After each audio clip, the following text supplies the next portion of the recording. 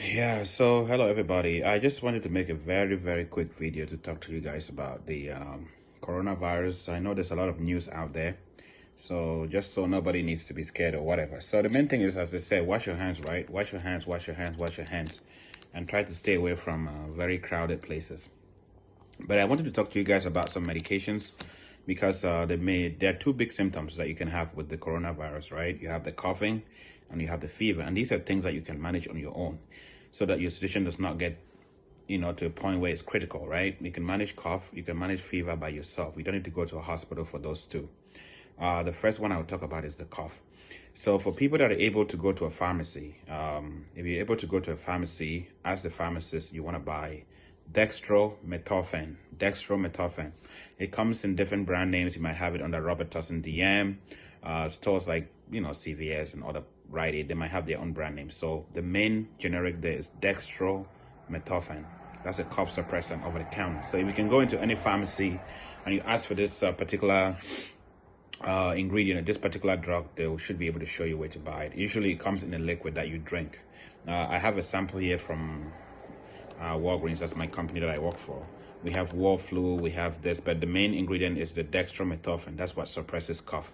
This one has a lot of other ingredients in it for flu and cold, but from what we know so far with the coronavirus, the cough that you have from coronavirus is not wet cough. So if it was a wet cough, you need an expectorant. You need something to break the mucus down.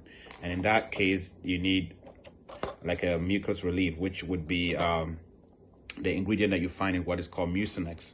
I know there's different brand names in different countries, but the main thing is guaifenesin. So guaifenesin, you don't need that, since in coronavirus, you don't have a wet cough, you have a dry cough. So you need dextromethorphan to suppress the cough. Not everybody has access to a pharmacy. So how can you suppress your cough? If you cannot go to a pharmacy, you can use ginger, you can use honey, you can use a combination of ginger, honey, lemon to suppress the cough. Because the main thing is you don't want to have to cough to an extent where your lungs cannot support that coughing anymore. Your lungs, you can have complications with your lungs. You can't breathe. You need to put you on a respirator. That's where the problems begin. The second big symptom, the second big thing that's going to happen if you have coronavirus is a fever. We have a couple of medications that treat fevers. We have the ibuprofen. Ibuprofen will treat fever, but I'll come back to this later. You also have naproxen. This is a medication that also treats fever, but I'll come back to that also. And then you have Tylenol. Tylenol is called acetaminophen. In some countries, they call it paracetamol. This will treat fever as well. And the last thing that I want to talk about is vitamin C. So as I said, there are two big symptoms that we want to treat. We want to treat cough, and we want to treat the fever. So with the cough, I said dextromethorphan.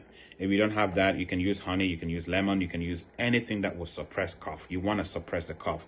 And this is not that you start taking this to prevent coronavirus. It's if you have cough, that's when you start taking this medication. Don't start taking something excessively and end up poisoning yourself. So there's a lot of talk out there about ibuprofen. So I'm going to talk about the medications in detail in my next video.